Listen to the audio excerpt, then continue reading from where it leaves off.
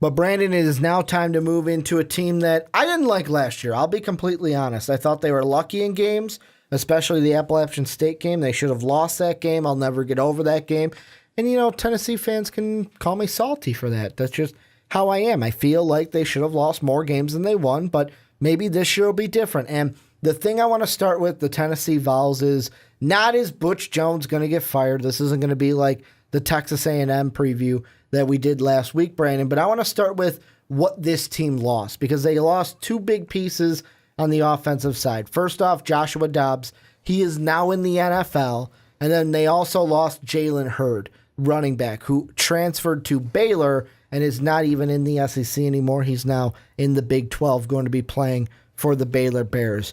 And right now it looks like at quarterback, the two guys that are going to be battling for the spot of starter are Quentin Dormady and then Jarrett Gorentano. They are going to be the ones that are fighting for that. And then at running back, to me, I don't really see a guy that's my first-year starter right now, because John Kelly only averaged 6.4 yards last season. You've got Karen Phyllis Ames is unproven, and then Ty Chandler, who's an incoming freshman. I'm going to ask you, though, how do you see them overcoming the losses of both Dobbs and Hurd coming into 2017? Well, you lean a little bit more on your defense and your special teams, and I think that they are both pretty solid in those positions.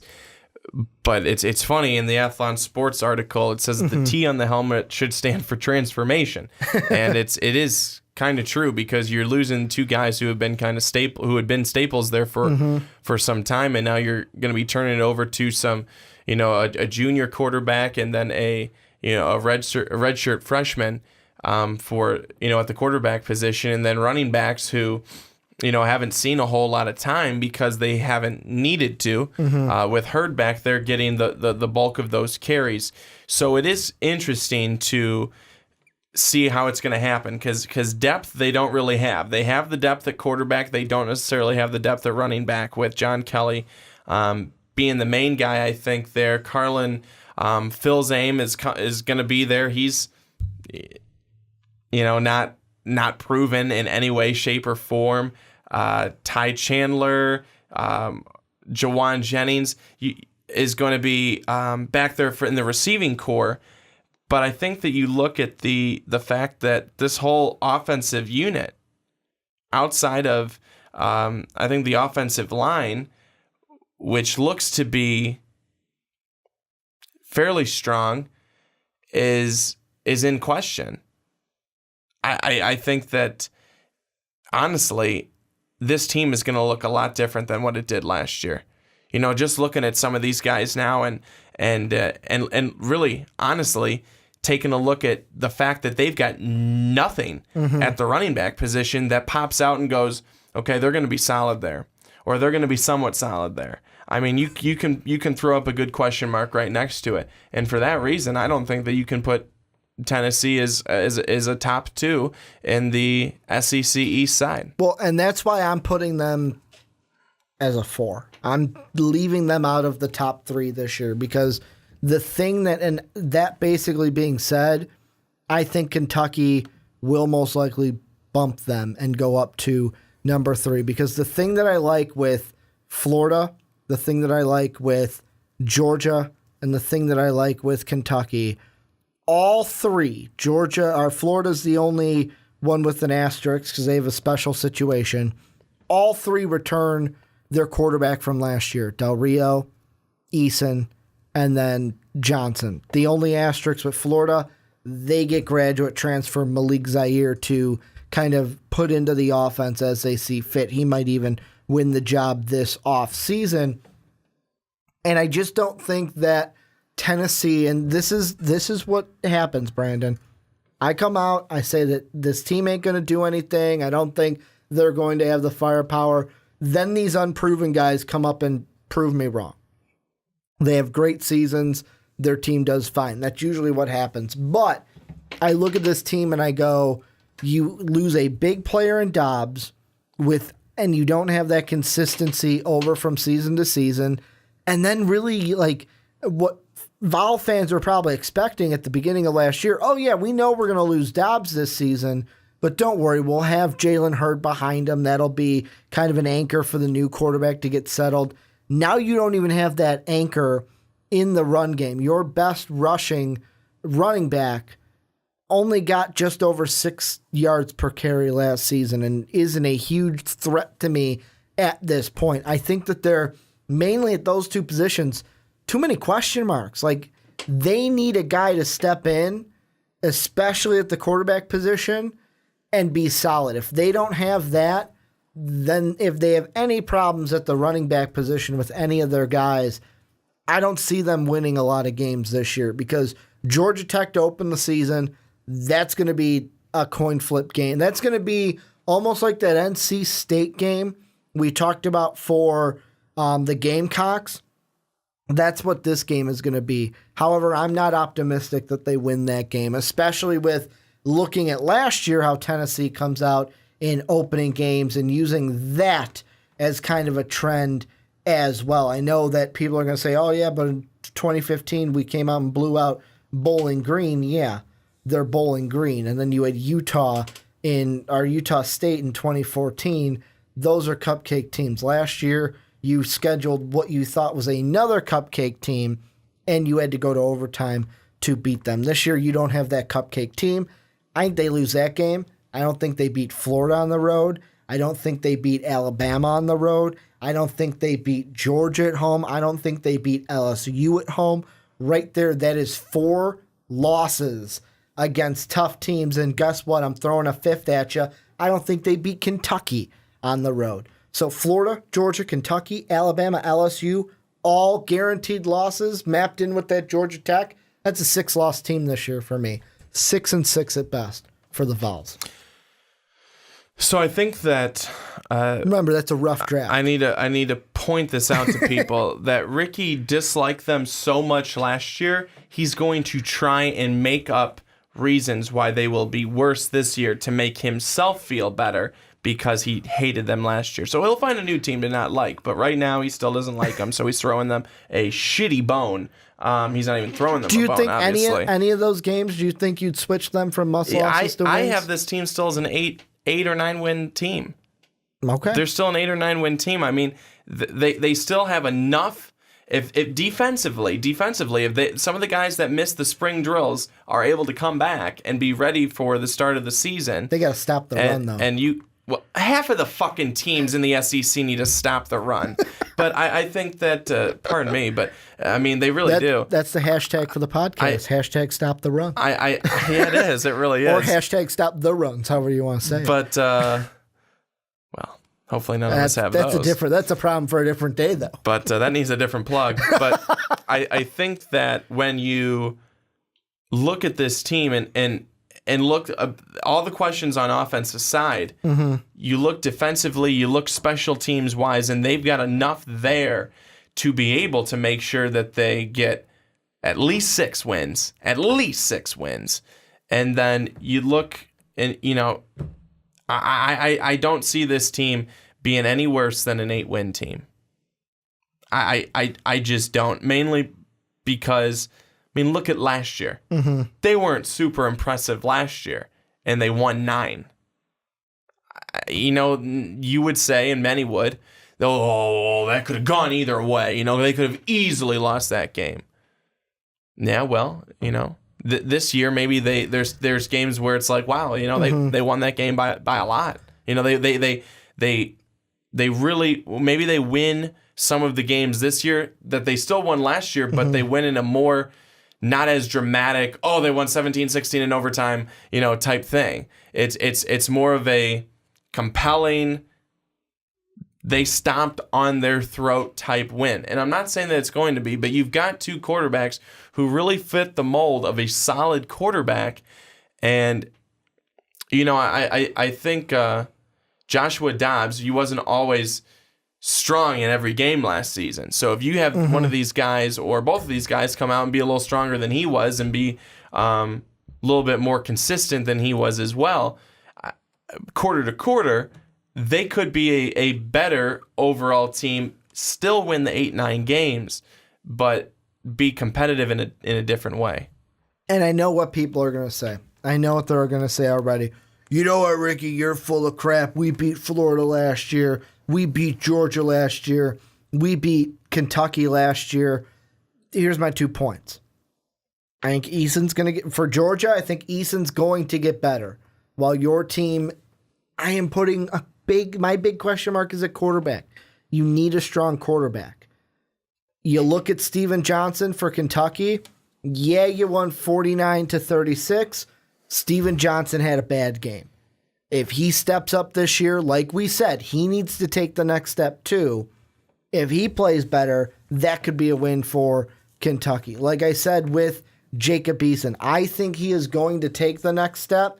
He had 211 yards, 2 touchdowns, 1 INT against you guys last year, whereas you guys had Joshua Dobbs last year. Also, another player that I forgot to mention that they lost, who is now with the New Orleans Saints, who everyone just fell in love with after the combine. They don't have Alvin Kamara anymore. They don't. So that's 2 running backs. They've lost their starting quarterback and 2 of their running backs. I'm surprised it took us this long to mention his name. To Kamara, I saw him on the depth chart, and I was like, you know what? I didn't mention his name, and he is in the NFL. I know that.